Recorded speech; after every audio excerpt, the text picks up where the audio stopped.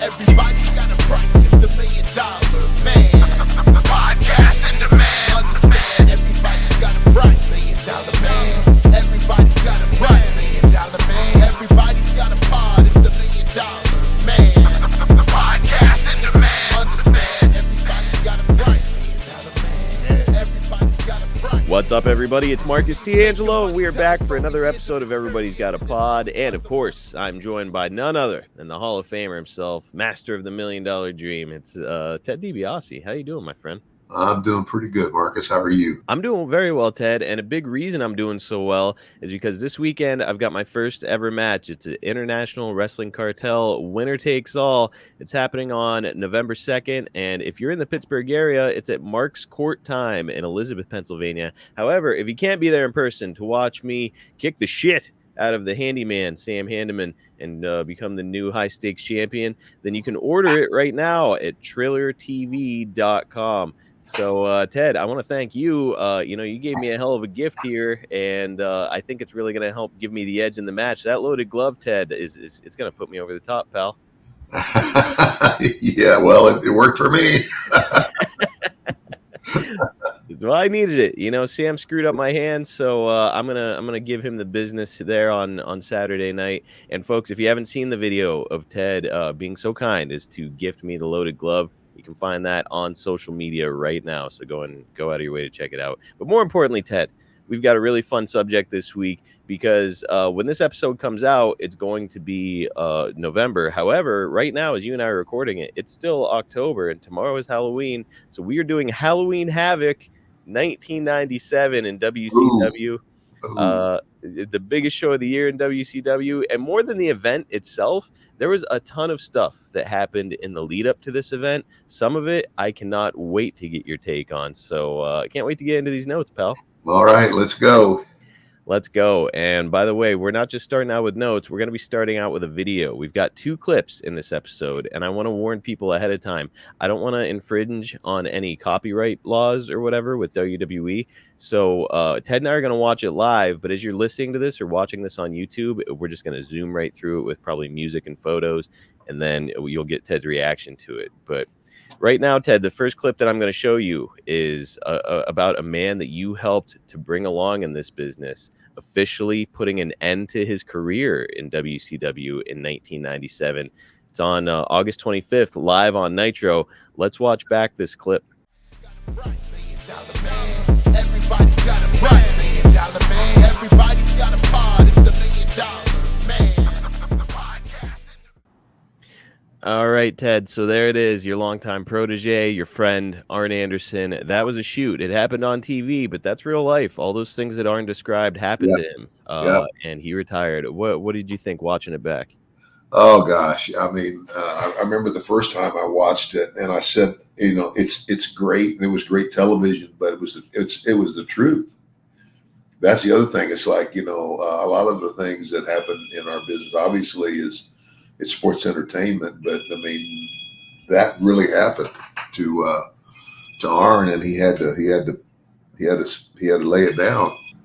I made a promise to myself when I stepped into that ring that I would not, I'm not going to stay too long. I'm not going to be one of those guys who stays till they're 50 years old and they don't, they don't look like they used to look anymore, and it's kind of embarrassing sometimes to see those guys. I said, when I turn 40, physically, I'm done. In other words, I'm not going to physically wrestle after the age of 40. And I did. I stopped. And that's when I started being, a manager and a commentator. So it was different for Arn. And, if what happened to Arn had happened to me, I don't know. I mean, the other thing, but the other thing that I was dealing with was, like a vertebrae in my neck. I think C5 and C6. I started having it's like I would take a bump. I'd do a flat back bump in the ring, and this pain would shoot down my arm. Where did that come from? Mm-hmm. Well, what I realized after seeing a doctor or whatever, I realized it was coming from my neck. And so the same thing. I mean, I can't tell you how many wrestlers retired early because of that same thing. Because when you take a bump in wrestling, you're basically you're flat backing, and what's taking the most, I guess, not pounding, but the jolt of the primary part of the body that's taking that impact is right across the top of your shoulders. Mm-hmm. Right across the top of your shoulders is where your neck meets your, and a lot of time C5, C6. Jake had this. Yep. Yeah, same thing. So Jake went through it, Arn is, and so I mean, you guys are in a unique position. I mean, you more so than Jake, because Jake continued on for many years. But what is it like when you step out of the ring? Because you and Arn both had been wrestling for years and years and years at this point, and then all of a sudden it's like, okay, now I'm still gonna be in wrestling, but I'm not stepping into the ring anymore. Like, what's that like? Is it difficult to come to terms with that?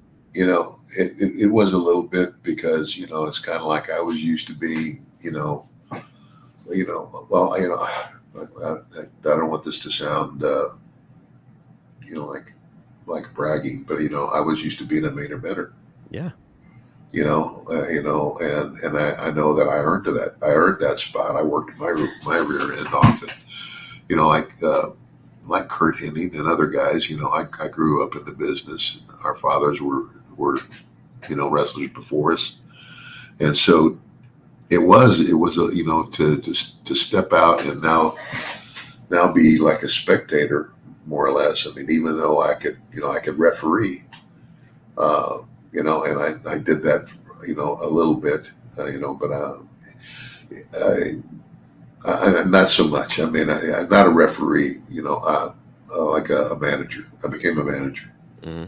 That was the step down for me, was to, be, a heel manager. And of course I was happy to do it because I was still active in the wrestling business. So Still performing, yeah. So it probably scratches the itch to a degree. Arn started out in 1982 as a wrestler, and again, he credits it, and you said it here yourself. He credits you as a huge influence on him in his early days in wrestling. What was it that you saw in Arn early on that made you say, like, Arn Anderson, I want to help this kid out? Well, it's kind of like, it's the one thing that I've said. I say it time and time again. You can really be, in other words, you can get in the ring and you can do all the moves right, and you look good and what have you, but and you can be the same way as a musician, but the intangible is what we call charisma. Mm-hmm. You can't teach it to anybody. You either have it or you don't.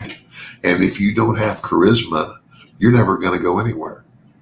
And you may stay on the bottom of the card for all. It's like, I'm trying to think of the guy's name. Great guy, big guy. Oh shoot, I can't remember his name. Saved my life now. Mm. But and he was real funny about, he did everything the same way. The way he packed his bag and unpacked his bag. It was real. I can't remember his last name. Iron Mike Sharp. Mike Sharp. There's a guy. Now Mike was okay, as you know, and he could wrestle, but he was never going to get out of the opening match because he didn't have that spark.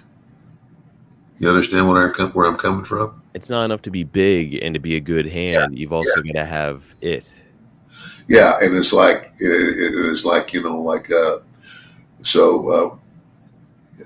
let me see. Okay, who do I know that's a good friend that has an overabundance of charisma? Ric Flair. He's got I love Rick, man. I love him, but oh my gosh, it's like I think with Rick, he just doesn't know when to turn it off. He's always the nature boy. I don't think he ever turns it off. And so you saw those qualities in a young Martin Lundy all those years ago, huh? Oh yeah. I know. That's what it is. You either have it or you don't. And I saw it in Marty. He definitely had it. Now, you mentioned Ric Flair there, and I'm sure you saw him in the background, very, very emotional during that retirement speech. And it was an emotional moment. This man's career is ending prematurely. It's awful. What did you think of the speech overall? Well, I mean, I thought it was good. I thought, it's heartfelt. I mean, he's, it's one thing to get out there and do a promo for a match. He wasn't doing a promo for a match. He's telling the whole wrestling world, I have to retire. Mm-hmm. And so, obviously I thought he did, a great job. And it hurt me that he had to retire so young, because I mean, he had it. Yes. Oh gosh, Arn was great. So even when you look at some of his final matches from around that era, dude can go, and he looked great. Like to your point, he had the charisma. He also had a great look. He was a big man. He could work like nobody else. He was a great bump taker. Like he had every quality you'd want in a wrestler. So yeah, just awful to see him have to go so young. Yeah, really sad. Now, it does make me wonder, Ted, do you wish that you had some kind of a retirement speech of some sort following your in-ring career? Or were you satisfied not getting one? I was satisfied. It's like,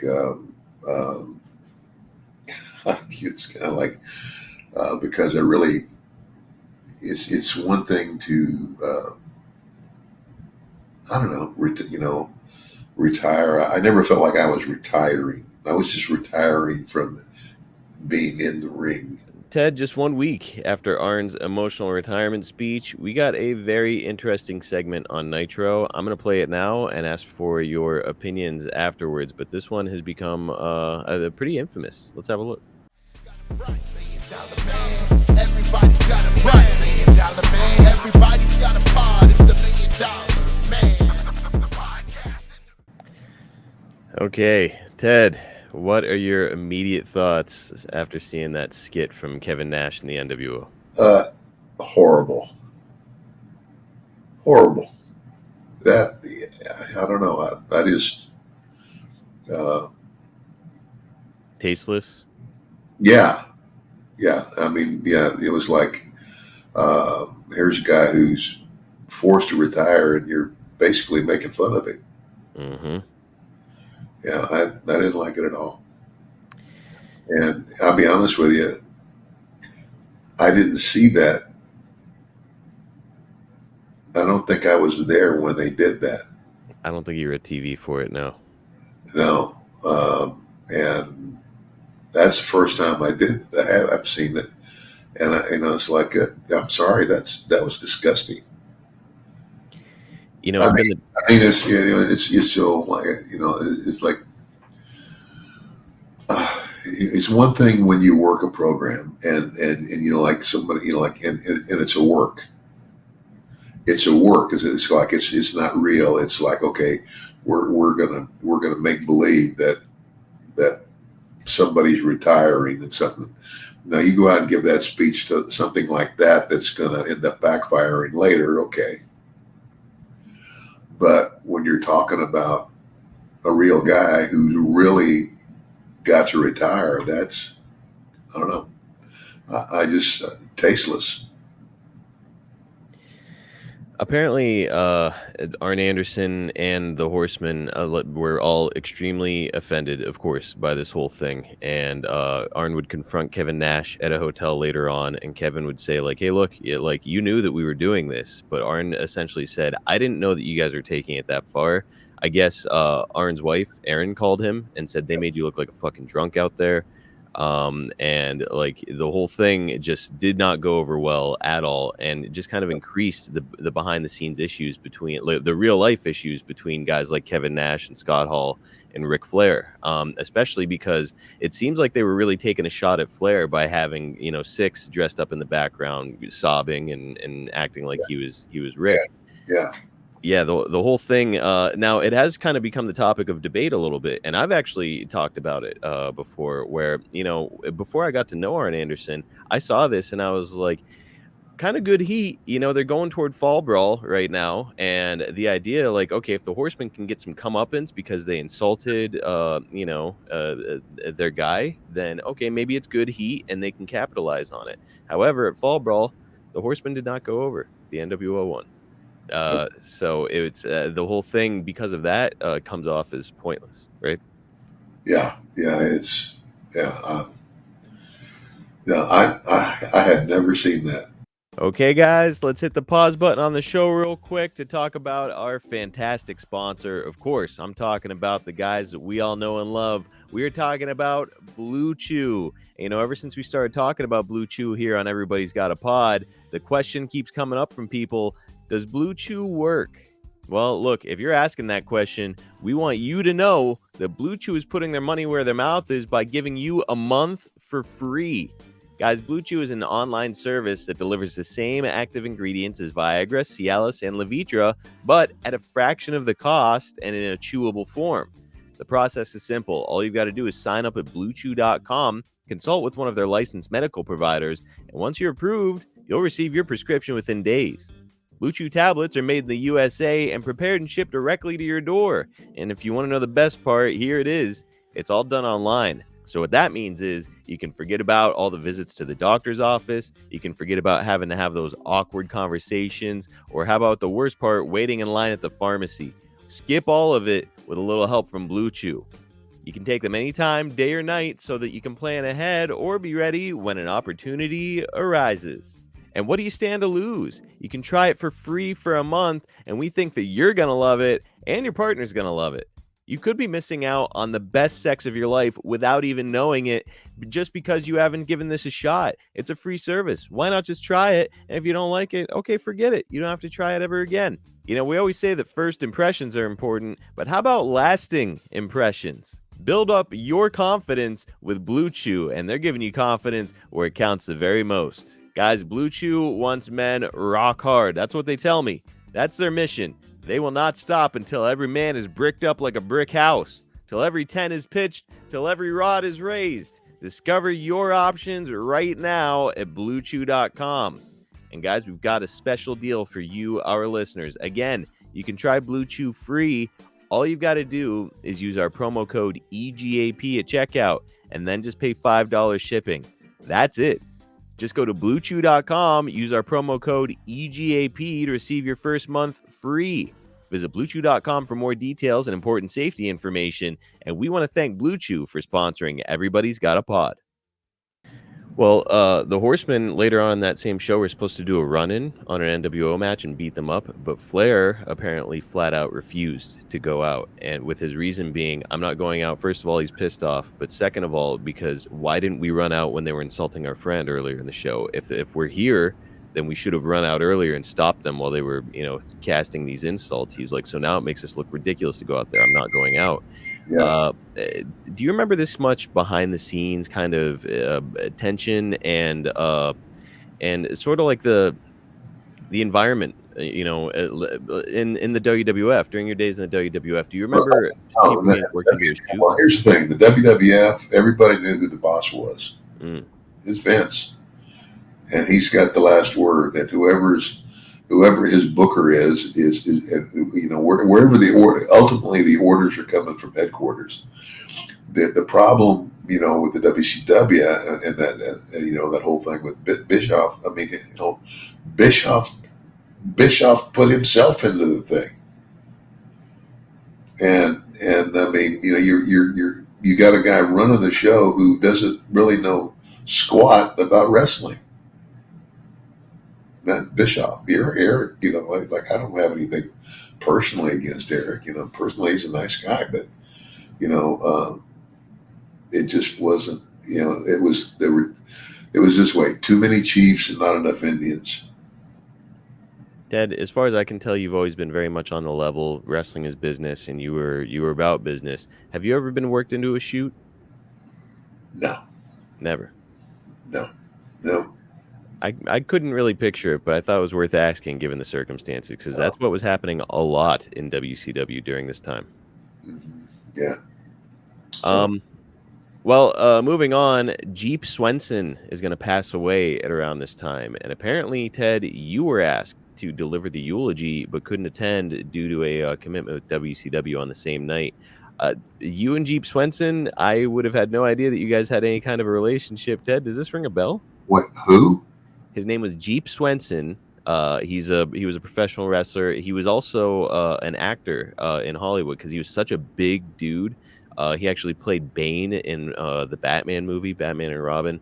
So like a really well-known guy, but he's passing away here at a very young age, and I guess they wanted you to do the eulogy. Well, they probably wanted me to do the eulogy because just for the simple fact that everybody knew that I was also a minister. Okay. But it was kind of like I didn't know the guy. Yeah. It's like, and so how can you give a eulogy for a guy you don't even know? Right. I mean, never knew him. I mean, just my response to you saying that. What? I don't remember that. That's why it stuck out to me, because I was like, Jeep was not active in WCW at the same time as you were. So how did you guys ever cross paths? And there's the answer. You didn't, but his family must have just known, okay, well, Ted's a minister. He works in the business. He'd be perfect for this. Yeah. And I appreciate that. But, it was like, it's kind of like, whoever gives the eulogy should be somebody that really knows him, and it's coming from the heart. And Really close personal relationship. I don't know who ended up doing it, but I want to say actually Hogan may have done it. I know that he had attended the funeral and maybe even gave a speech, but somebody went and did it. I didn't know the guy. I mean, when you said the name, I went, who? I could see it on your face, and I like it. That's why I was so confused whenever I read it. I was like, "There's no way that Ted knew this guy. You were running hot and heavy with the WWF when he was in WCW." I was like, "So there's just no chance." Yeah, I didn't know him at all. Okay. Well, also around this time, Ted, Rick Martell is going to sign a contract to come to WCW. At this time, he's 41 years old, but apparently he's in fantastic shape, and we would see him in WCW, and he looked great. Did you have the opportunity to ever work with Rick Martell? I think, I may have worked once or twice with him. I don't know. Maybe in a couple of tag matches, or I don't know. I don't know who he would have been. Who was he teamed up with in WWE? Tito Santana with Strikeforce. Yeah. Okay. I think I may have had a couple of matches with him there, and he's a great worker. That is what everybody says. Yeah, really. Exceptional worker. And of course Tito. Tito Santana's real name is Merced Solis, and he and I played college football together. At West Texas State. So, Tito, yes, at West Texas State graduated more pro wrestlers than pro football players. Did you have any kind of relationship with Martell behind the scenes from the WWF days, or was it more just past the guy in the hallway? I mean, we never hung out together or anything like that. But I mean, we grew, after the shows in the hotel bar or whatever. But no, like I didn't have I didn't have a relationship with him like I had with Arn. Gotcha. You never became like close friends with him. Not yeah, and it's just one of those things that didn't happen. Yeah, I think a lot of fans when they look back on these days, they're like, oh, well, these guys were in the locker room together around each other. Ted and Rick were both heels. They probably spent a lot of time together, became friends. But the reality is, like, you get to the building, you're focused on doing what you have to do, and then I need to get out of this building and get to the next town. Yeah. Yeah, so I get it. At Fall Brawl, your Steiners are going to defeat Harlem Heat with you in their corner. And I don't know if we've discussed Harlem Heat at all yet. I think we may have. But I do want to ask, Booker T is the breakout of the two stars and would go on to become a multi-time champion and cement himself as a Hall of Famer. Ted, did you see that kind of potential in Booker T early on? Um, it was kind of like, it kind of grew on me. It's kind of like I saw Booker, and I saw him blossom. Mm. It's like, he was, by the time he got the big break, I said, well, nobody deserves it more than he does. Great look, great athleticism. He's one of those guys that, man, I think Booker told me, I think, he was, I hope this is right. He and his brother, I think, were from Houston. Yes. Okay. And he told me, he said, we used to cuss you every week. I was in Mid-South as a heel, right? Yeah. We used to cuss you every week. And anyway, so that's how I knew Booker initially. I didn't know him, obviously, but when he told me that, I just broke up laughing. Too funny, man. So he was attending some of those old Paul Boss shows in Houston. Learned about the loaded glove Ted DiBiase. Well, also at Fall Brawl, I mentioned it. It's Team NWO, and they're going to defeat the Horsemen at War Games. And Kurt Hennig is going to turn his back on Flair and Benoit and Mongo. So again, kind of another blow to the whole Arn Anderson thing, because he passed his spot in the Four Horsemen onto Kurt Hennig. And it's all to have it kind of blow up in his face. And Kurt Hennig is going to go with the NWO. A lot of fans point to this moment, Ted, when the NWO beat the Horsemen at Fall Brawl, is something that really kind of neutered the Four Horsemen moving forward. It was like essentially the death of the Four Horsemen. Fall Brawl took place in Horseman Country, which was Winston-Salem, and we're coming off that NWO parody. And as I mentioned, probably would have made more sense for the NWO to get their comeuppance. But apparently, following this, WCW houses would be down in Winston-Salem for the remainder of the company's existence. So some people are saying that they actually killed the town with this finish. Yeah. So Ted, on the surface, do you feel like it would have been better business to give the fans what they want, or just keep the pedal to the metal on the heat? I mean, at the end of the day, okay, I put it this way. It's like, heel babyface, heel bad guy, babyface good guy. They have a match, and the heel cheats to win, and so then they have a return match, and the heel cheats to win again, and you carry that out as far as you can take it, but in the end, the baby faces win. Mm-hmm. That's what I think. And that's what happened here. I get that they want to capitalize on the NWO. They're younger, and they've got more name equity at this stage. But I mean, the whole thing.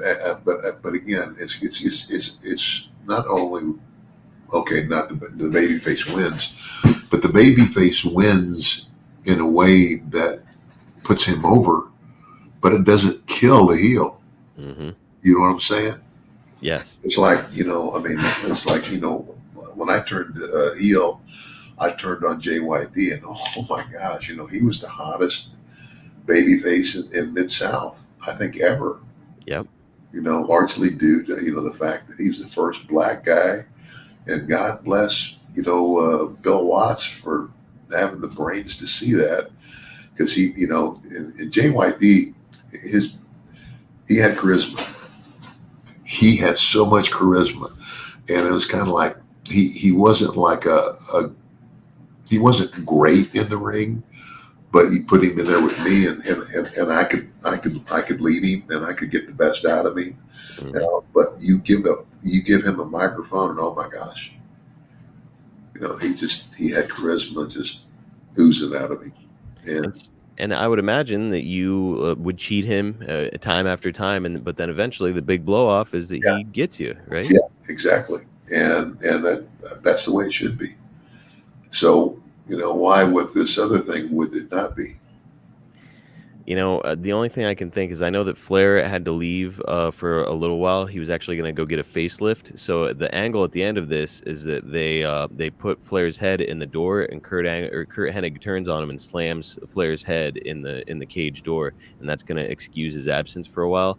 But like they could have gotten there after the Horseman one, right? That way the NWO keeps their heat. They slam the door on Flair's head. He gets to go away. I don't know. There's a way for everybody to win here, and it's just it points to what you said earlier about kind of the people on top, the people in charge, calling the matches, not really knowing what they're doing. Yeah. Well, that's just it. It's like, again, too many chiefs and not enough Indians. Mm-hmm.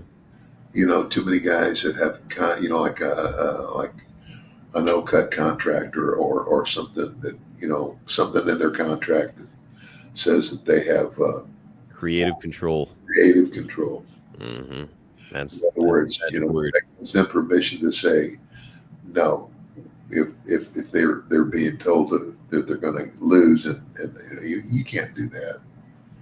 You can't do that because if you've got, what if Hollywood was like that? Oh, every movie'd be terrible. Yeah. No, it's silly to give any of the boys creative control because, again, everybody's coming from like the sort of carny days of wrestling, especially in this era. Most of the guys working at this time had come from the territory system where it's like me over everybody. It's me against everybody. This is not a team. This is an individual sport. So, of course, if you give somebody creative control, they're going to take advantage of it. Yeah. Goldberg is going to debut around this time, and right out of the gate, it looks like WCW is going to try to position him strongly as he kicks out of a finisher from Hugh Morris before going on to beat him. Ted, Bill Goldberg looks like the kind of guy that Bill Watts would have absolutely loved with his legitimate athletic background and amazing look. What were your initial impressions of a young Bill Goldberg? Well, again, he had all of those things. He was, not to mention the fact he was legitimately an exceptional athlete. Mm-hmm. Am I right or am I wrong? Fresh out of the NFL, he had just played for the Falcons. Yeah. Yeah, and but the other thing there is you just got to be careful.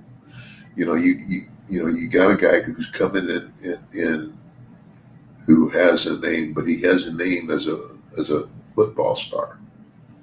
And I don't know what position he played. Nose tackle. Okay. Nose tackles aren't really well remembered. Who are the commentators talking about at the football games? They're talking about the running backs, the receivers, and the quarterbacks. Mm-hmm. They're not talking about the down linemen. Oh, they may get a mention, but that's, And so, I don't know if it was, whose idea was, to push Goldberg real hard, real fast, but I don't know. Ultimately it worked out at least there for like a year, 2 years, something like that. But yeah, it's, the thing with Bill is, yep, great look. Yeah, great charisma. He would go out there and he was electric, but like, there wasn't enough under the hood for it to be sustainable. Yeah. Yeah. Yeah. Well, another very unfortunate death around this time is Brian Pillman. Ted, I have no idea if you were ever around Brian Pillman or not. Did you ever get to spend any time with him? I wasn't around him not hardly at all. I wouldn't have thought so. I didn't really know him. Well, Bischoff is going to address the locker room following his death. Pillman, the coroner determined that he had had a heart attack, but obviously it's going to be drug related, is why he had that at such a young age. So we've got this from the October 27th Observer. Bischoff had a meeting with all the wrestlers before the 10/13 Nitro in Tampa. He talked about attending Brian Pillman's funeral and then said that he wasn't naive enough to think that there wasn't a drug problem in WCW, but that he hasn't personally seen any examples of major abuse. He asked any wrestler if they ever had a problem to go to him, and the company would take care of the wrestler and treat the problem like it was an injury, and brought up that wrestlers that have been hurt on the job have been paid while injured. So for all of Eric Bischoff's faults, it does seem like he genuinely cares about the talents here. He's trying to make the guys feel comfortable enough to talk about, if they're dealing with an issue. Ted, did you get the impression that there was a lot more drug use and addiction in wrestling during this time than in previous eras when you were working? You know what, Marcus? I really couldn't say because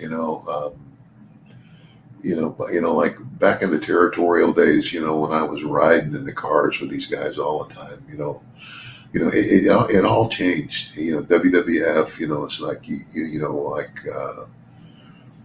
we were flying everywhere, so it's kind of like everybody meets at the airport and gets on the plane. When you get there, the heels go. You know, you get your heels, and the heels are going to ride together if they have to rent a car, and the baby faces are going to do the same. And it was, I don't know, I don't think there was as much camaraderie, if you will. Do you recall when somas was started to become a big thing in wrestling? Not really.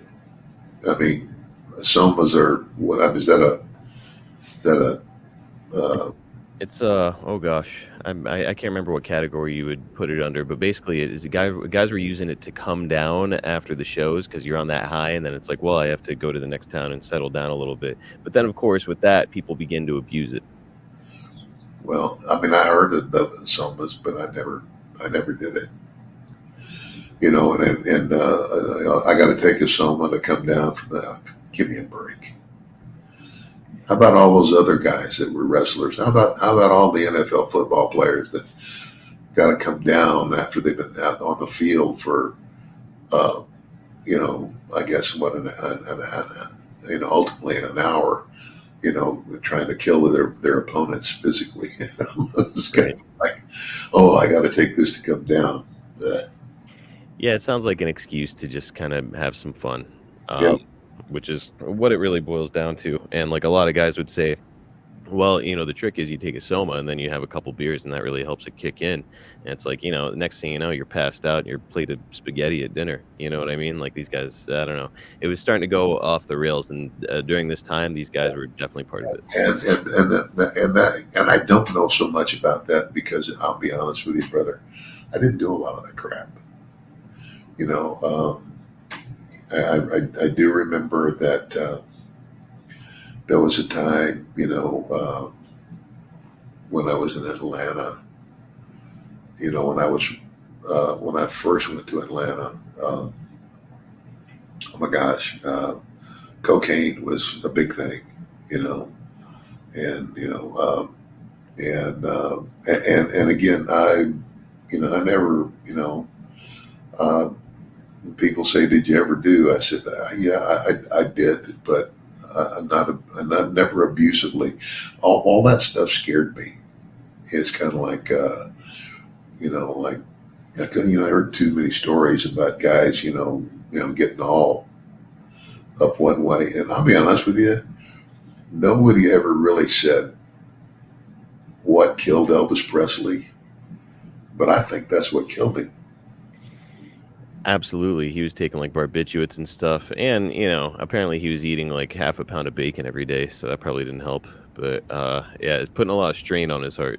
Yeah, but anyway, yeah, I was always. I mean, yeah, did I use it? Yeah, frequently. I mean, kind of like like on a night, if I have a long road trip and things like that, But did I just sit around doing it all the time for fun? No, maybe a couple of times, but it's like it's like I think one time in Atlanta, it's kind of like. We partied all night. Went back to my apartment, and then by the time we went out to the swimming pool, the sun was coming up. Did Mel know what you were doing? This is before I met Mel. Ah, okay. So you cleaned your act up when it came to that stuff. Yeah. Just smart move there. Yep. Well, you were there when Bischoff gave this speech because, again, it was at the October 13th Nitro before the show started. He did this. And on this same show, the Steiners are going to win the WCW Tag Team titles from Scott Hall and Syxx because Kevin Nash is going to be out with an injury, and you're going to be in their corner, of course. Strangely, they're not on the card for Halloween Havoc afterwards, meaning the Steiners. So, like, they just won this title. It's, hey, here's our new champions. They're not on the next pay-per-view, which is weird. It is good that the Steiners are getting the belts here after Hall and Nash politicked against it at Hog Wild. So I don't know if you remember, you were in their corner at Hog Wild. Apparently the Steiners are supposed to go over. Hall and Nash went to management ahead of time and said, hey, these belts are getting switched way too often. We don't think we should do the job tonight. We'll put them over in a DQ or whatever. And that's what they did. But so now here the Steiners are winning it, whatever, a month or so later. But it's on national television as opposed to on pay-per-view. So, Ted, I say all that to ask you, is it a bigger deal to win on a title on pay-per-view, or is national audience on Nitro just as good? What do you think? It's like if you're on national television, I think if you're on a live national television, something that's, like this is TBS, correct? Yes, sir. Yeah, if you're on that, but if you're on pay-per-view, then the only people that are watching are the ones that are paying to see it. Mm-hmm. And so your audience might be bigger on national television where you don't have to pay to see it. I don't know. Now, I think that makes sense. You're getting more eyeballs on it because obviously you're relying on people to buy the pay-per-view. Less people are going to. More people are tuning in to Nitro on a weekly basis. So more people are seeing, hey, look, the Steiner Brothers won. So I can see the argument. And it's kind of like, that was during what they called the wrestling wars. Yes. That's, the WWF against the WCW. And I can remember Bischoff saying, I'm going to run Vince McMahon out of the wrestling business. I laughed in his face. I did. I said, are you kidding me? I said, nobody's going to run Vince out of the business. As a matter of fact, I think he'll be here long after you're gone. And then lo and behold, all these years later, some young lady ran him out of the business. That's a story for another day, though. Well, look how, in terms of Eric Bischoff's run at WCW and Vince McMahon's run, not even close. Not even close. Yeah. Yeah. So it was a total of 83 weeks that Eric Bischoff was beating Vince McMahon in the ratings. And that's it. They went back and forth there for a while, and then WWF took over and never looked back. Well, and then the other thing you have to realize is that all the talent that was on WCW during the war, where did those guys become famous? Yep. Pretty much all made their name with the WWF. Mm-hmm. That's the deal. Really, the only notable exceptions are Sting, DDP, Goldberg. That's about it. Those guys, made big names for themselves. But the rest of the crew, yourself included, straight from Vince. Yeah. All right, let's go to Halloween Havoc. It's the largest grossing wrestling event in WCW history up to this point, so business is damn good right now. Obviously, you weren't part of the show without the Steiners there. There's a cage match there at this event, and it's between Roddy Piper and Hulk Hogan. So Roddy Piper and Hulk Hogan, they've been featured on multiple pay-per-views, starting at Starrcade 1996, then on to Super Brawl, and now we're on to Halloween Havoc, and these guys are working again. And here's what Meltzer had to say about the pay-per-view match. The fact this was non-title must not have gotten across well, because after the matches, virtually the entire crowd live, and it appeared the majority of the TV viewers couldn't understand why Piper hadn't won the title. This was a slow-motion battle of should-be extinct dinosaurs who can come across great on Nitro doing interviews, but when they were put in the ring with all the hype, the lack of heat showed they're having a harder time fooling the public that they can still wrestle. Another cage match where tons of guys get in and both guys get out during the course of the match. A million stings came out, all to no reaction. Hogan juiced at one point. He used 2 leg drops, and somehow Randy Anderson got into the cage. There's no ref in the cage up to this point, but it was billed as a no referee match, and counted the pin, but Piper kicked out. Anderson stayed in there for the finish as Savage supposedly hit Hogan with his flying leap, and Piper used the sleeper for the win. So that's a lot of kind of word salad there out of Meltzer. But in a nutshell, he didn't like the match, and the match got really terrible reviews overall from audience members as well. Ted, I'm curious about your take. At this stage, would WCW have been better suited to feature younger talents, or at least give Hogan a younger opponent who could bump around for him? What do you think? What it really goes back to is you got all these guys, like the names, Hogan and Hall and Nash and all those guys. They're all jockeying for position. They all want the number one spot. But again, there's too many chiefs and not enough Indians. Mm-hmm. It's kind of like some of these guys, like in their contracts. What would you call it? Creative control. Creative control. Screw that. I guarantee you would never get a contract like that with Vince McMahon. No. It's like it's almost like saying to the entity that's paying you, that's paying for everything. At the end of the day, I'm gonna have the option to do what I want to do, or not. You're giving me all this money, but I'm still my own boss. Yeah, and Vince would. I'm telling you, Vince would say, "There's the door." Yep. Now, Hulk Hogan at this time, I believe he's 44 years old. So he's getting up there in age, and he's taken a lot of bumps and whatnot over the years. He's a big man, so not moving around quite as well as he once did. Ted, do you think that Hogan could have gotten more longevity here because what he's trying to do essentially is Hogan from the start when he came in wanted to kind of relive what he had done in the WWF, which is why he's bringing on a lot of opponents that he used to work with in the WWF, because he's like, well, I drew money in New York with this guy, let's bring him down here to Atlanta and I'll draw money here with him. It wasn't working out because obviously everybody ages.